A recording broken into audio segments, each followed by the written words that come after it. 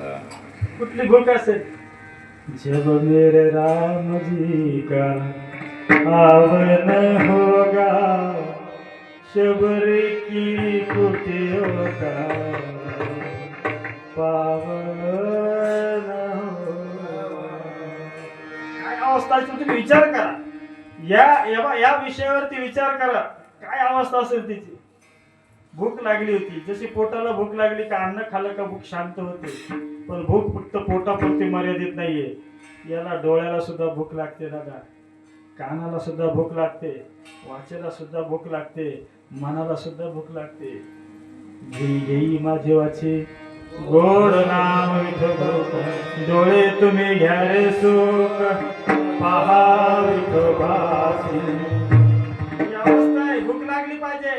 आणि ही सगळी भूक ज्यावेळेस कुठंतरी एकवटते ना, त्यावेळेस भगवान परमात्म्याची ओढ मनामध्ये लागते. कोण्या गावी आहे सांगा हा विठ्ठल, कोण्या गावी आहे सांगा हा विठ्ठल. ही अवस्था भक्तीमध्ये निर्माण होणं फार महत्वाचं. दगड दिसला तरी तो कोबारा म्हणजे पुसावेसी याची वाटे, जे जे भेटे तयासी. कधी हा परमात्मा कृपा करेल. देवा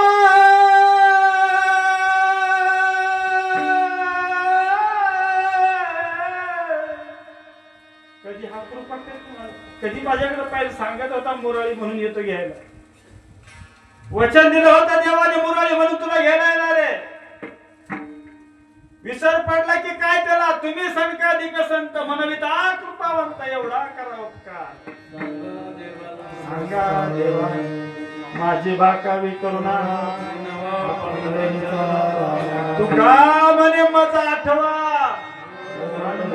सांगा त्याला एवढी भूक लागली पाहिजे हो. त्याच्याशिवाय परमार्थ नाही कळत हो. म्हणून पहिलं तुमचं अजून एक सांगतो. आत भक्तीनं शृंगार करायला सुरुवात केली ना, पहिलं वरचं आवरण कमी होऊन जाते दादा. तुम्ही लक्षात घ्या. तुम्ही जाणकार माणसं आहे. भक्तीनं नटवायला सुरुवात केली ना, हे वरवरचं सगळं आवरण कमी होऊन जाते.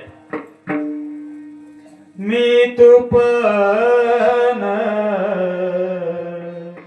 जाऊ दे दूरी, एकाची गोंगडी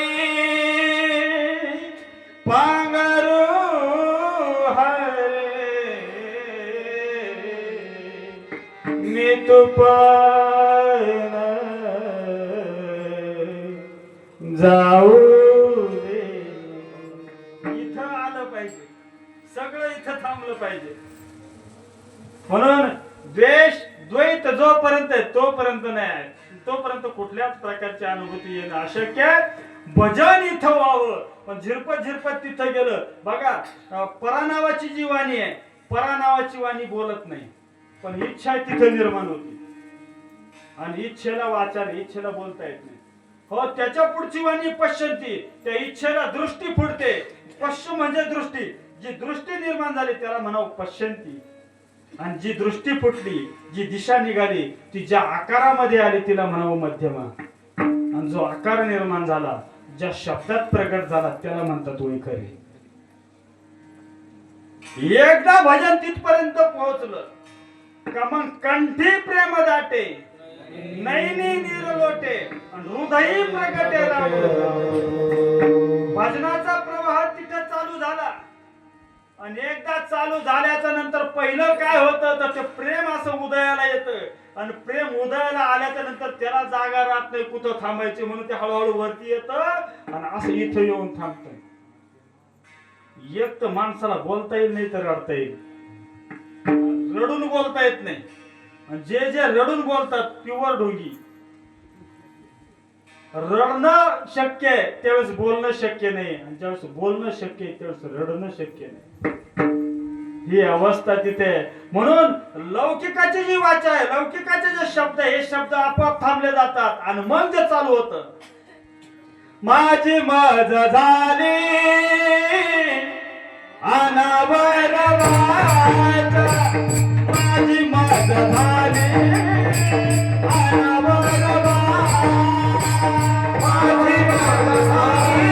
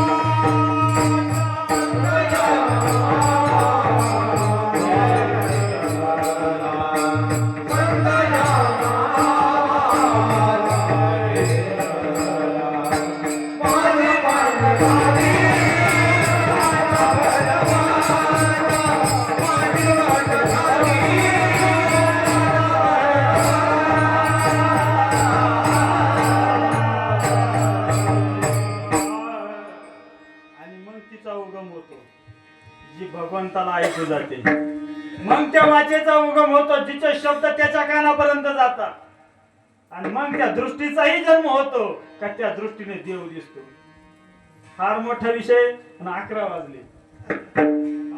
विषय फार मोठा आहे. म्हणून ती दृष्टी तुकोबाराला आली होती ज्यावेळेस भगवान परमात्मा गरुडावर बसून समोर येऊन थांबले होते. सगळ्या तुकोबाराने असं देवाला पाहिलं, तोपर्यंत विनंतीच करीत होते, सांगा कोण्या गावाला माझा पांडुरंग. सांगितलं त्याला अजून आला नाही. सारखी वाट पाहत होते देहूमध्ये. कीर्तन चालू होते, सगळा समाज बसला होता. आणि ज्यावेळेस गरुडाचा प्रवेश झाला आणि मग तुकोबारांनी गरुडाला पाहिलं आणि गरुडाच्या वर बसलेला परमात्म्याला पाहिलं, कीर्तनात नाचायलाच लागले. मी गातो नाचतो आनंद, मी गातो नाचतो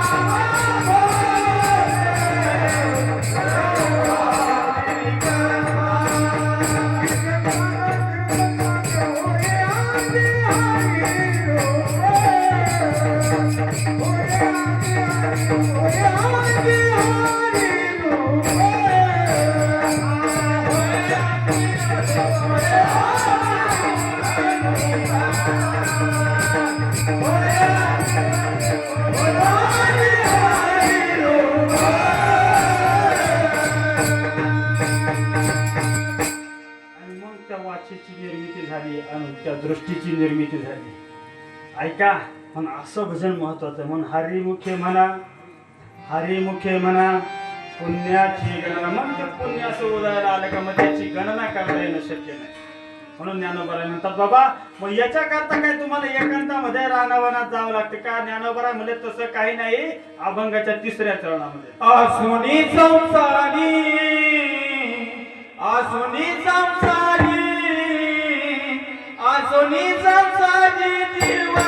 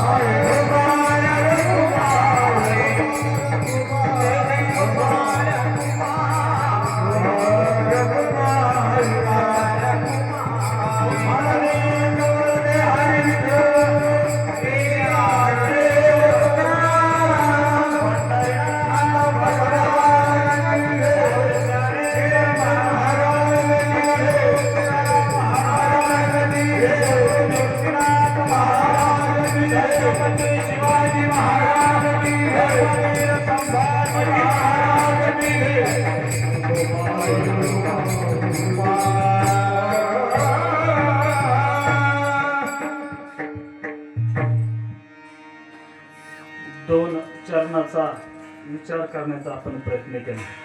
बऱ्याच वेळा असा प्रश्न पडतो का महाराजांनी 4 चरण का नाही सोडवले. तर तुमच्या माहिती करता सांगतो, एक चरण सोडणं सुद्धा अवघड आहे. एक चरणही लांब राहिलं, एक अक्षर सोडणं सुद्धा अवघड आहे. म्हणून एवढं बऱ्या समजून घेणं एवढं सोपं. हे फक्त आपल्या अल्पमतीनं फक्त सेवा म्हणून तुमच्या समोर बोललो. बाकी ज्ञान सांगण्याकरता तुमच्या समोर आलो नव्हतो. विद्वत्ता बोलून दाखवण्याकरता आलेलो नव्हतो. फक्त तुकोबरायाची सेवा आणि तुम्हा मायबाप जनतेची सेवा करण्याकरता आलो. म्हणून आज तोडकी मोडकी ज्ञानोबरायाची सेवा जशी घडली असेल माझ्या बुद्धीच्या तशी घडली. फार महत्वाचा आजचा दिवस आपल्या सर्वांच्या जीवनातला पार पडला. कारण की हे 2 तास आपल्याला संसारात काही जाणवत नाही. दुसरी गोष्ट सांगतो, कीर्तनामध्ये मला विनोद करता येत नाही आणि आले असते तरी केले नसते. कीर्तनामध्ये विनोद चालत नाही. म्हणून जरी कदाचित तुम्हाला अपेक्षा जरी असली तरी ती माझ्यासारख्या कोण पूर्ण होणार. देवाचे चरित्र नावडे सर्वथा, विनोदाची कथा गोड. म्हणून आपण सुद्धा कधीतरी कीर्तनकाराला विचारलं पाहिजे का आज ज्ञान ऐकायचंय बरं का. आज आम्हाला विवेक कशाला म्हणतात, वैराग्य कशाला म्हणतात, समाधी षटकाचे 6 अंग म्हणजे काय, मुमुक्षु कुणाला म्हणावं, जिज्ञासू कुणाला म्हणावं, ज्ञानी कुणाला म्हणावं, हे ऐकायचं. आपण काय करा आता, अपेक्षा ठेवा. कारण की ज्याच्यातून आपलं हित होणार आहे तेच आपण, कारण की इतका अमूल्य वेळ खर्च करून तुम्ही इथं बसलात आणि त्या प्रत्येक क्षणाचं तुमचं चीज झालं पाहिजे, फायदा घडला पाहिजे. जे झाड लावून त्याला फळच येणार नाही, ते झाड सुद्धा पोचण्यात काय ते निदान कुणाच्या तरी सावलीला तरी काम आलं पाहिजे, निदान कुणाला तरी त्यांनी फळ तरी दिलं पाहिजे. म्हणून कीर्तन ही साधना आहे. इथं उभं राहणं ना बाबा, इथं उभं राहणं किंवा हे जे गायक मंडळी इथं उभे वाजवतात दोन्ही बाजूना, विनेकरी दादा, हे आपण सगळ्यांची एक वेगवेगळ्या अंगाने भक्ती चालू आहे. महाराज गायन करत होते, त्यांच्याकडे भगवान परमात्म्याने ती श्रीमंती दिलेली आहे आणि ते मुक्त हस्ताने उधळण करतायत. ती श्रीमंती भगवान परमात्म्याने प्रसाद म्हणून त्यांच्या वाट्याला दिली आहे. ते श्रीमंती म्हणून ते नाहीये, त्या श्रीमंतीची हे सेवा करण्याकरता उभे. यांनी गोड मृदंग वाजवला, हा मृदंगाचा आवाज तुमच्या कानावर आला, तुमच्या मनाला तृप्तता प्राप्त झाली. ही देवाने दिलेली त्यांना श्रीमंती आणि त्या श्रीमंतीचे ते सेवक आहे. हार्मोनियम वादक दादानी बाबांनी हार्मोनियमची सेवा केली, ती श्रीमंती दिली भगवान परमात्म्याने त्यांना आणि हे त्याची सेवा करतात.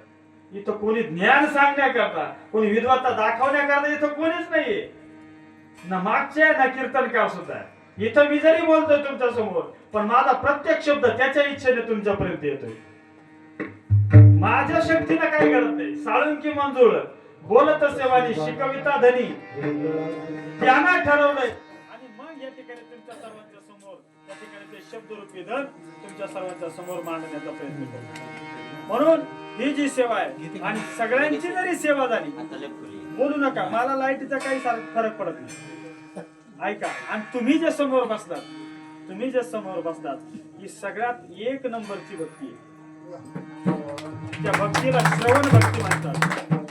श्रवण भक्ती सगळ्यात श्रेष्ठ भक्ती आहे आणि ही भक्ती तुम्ही या गेल्या 2 तासापासून किंवा 3 दिवसापासून तुम्ही इथं श्रवण करतात.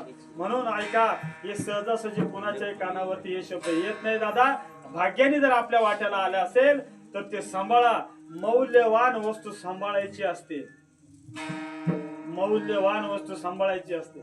तुमच्याकडे ते मिरच्या वाटायचा ते काय म्हणतात त्याला, पाटा वराटा आहे का नाही. तो पाटा वराटा असतो, तो माता मावल्या तुम्ही कपाटातल्या कुठल्या कप्प्यात ठेवता, वरच्या कप्प्यात. वजनदार असला म्हणून खाली नाही, तो कुठेतरी सांधीला काम झालं उभा करून दिला, काम आलं का मग परत धुवायचा आणि परत मिरची चाललं तमाशा आहे का नाही. तो वराटा पाटा काय तुम्ही कपाटात ठेवत नाही. आणि सोन्याचा दागिना तो बैलाच्या गावानीत पुढे राहतो, कपाटात ठेवतो.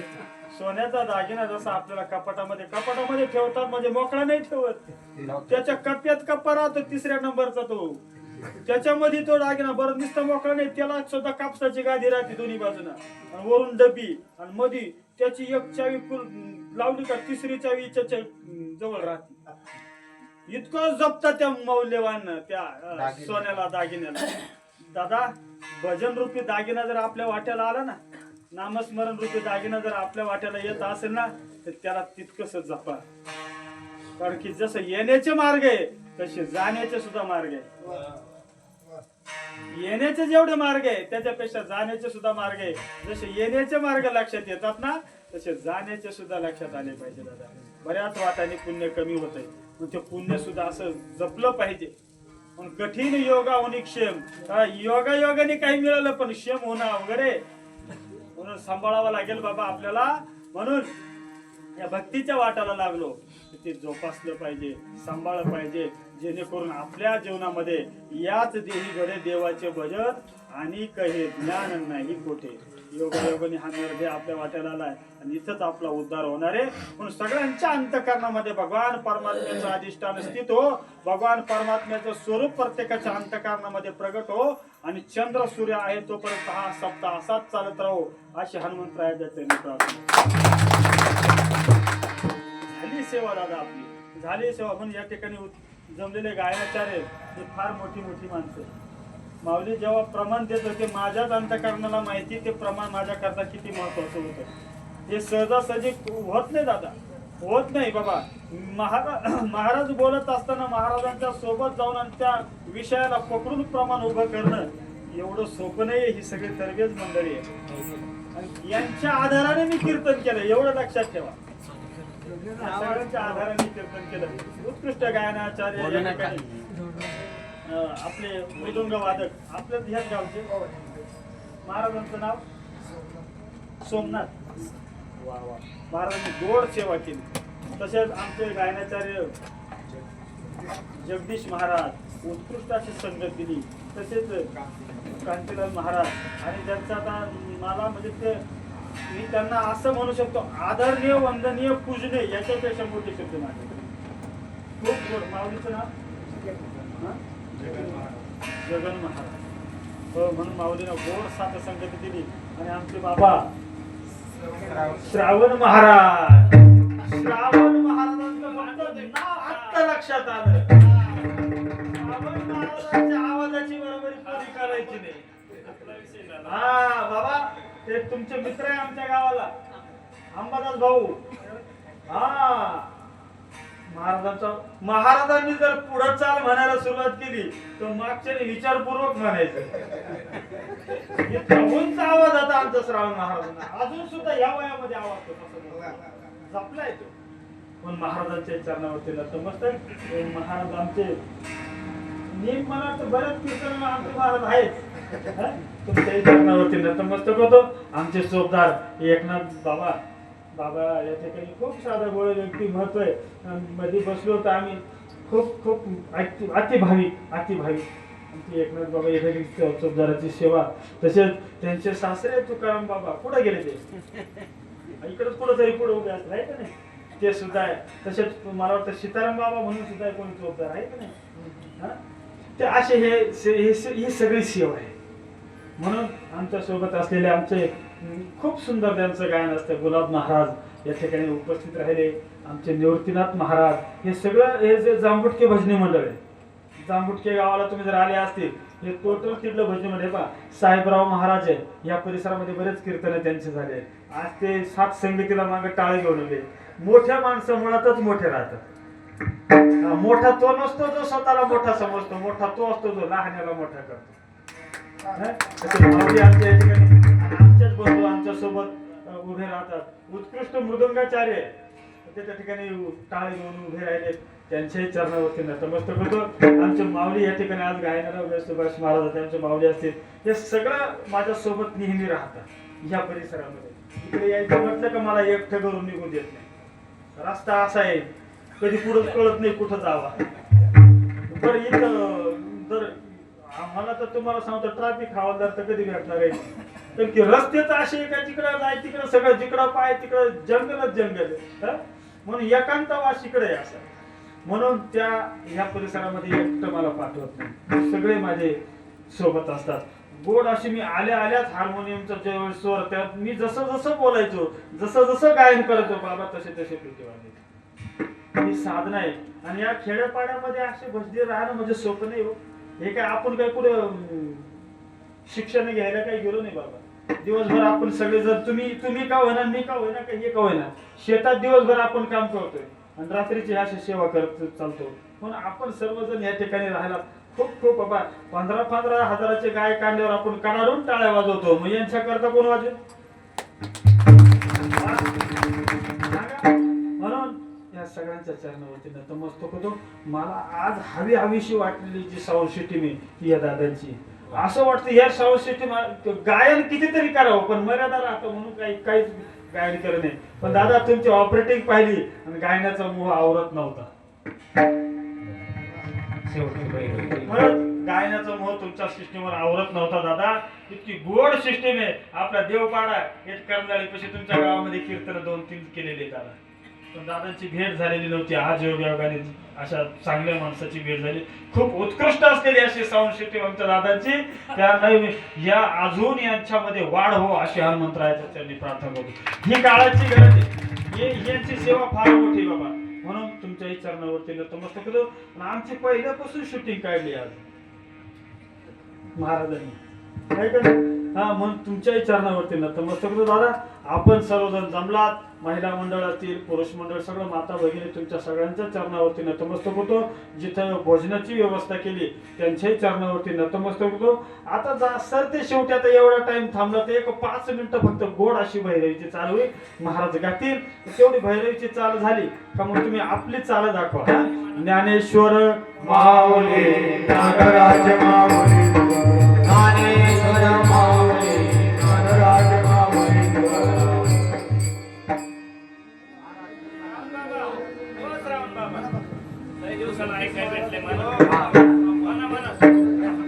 तुम्ही सुरुवात करा नंतर सगळ्यात म्हणते. घ्या कोणी घ्या. ज्ञानदेव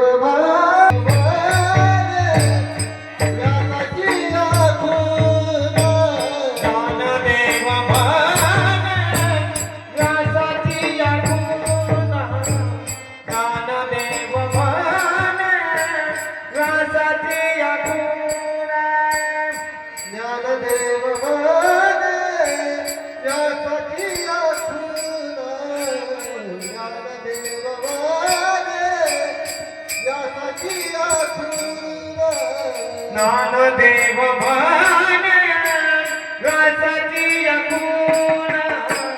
ज्ञानदेव भान राजाची अखून.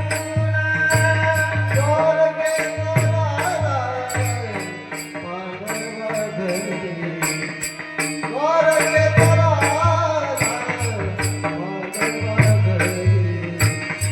हरि मुखे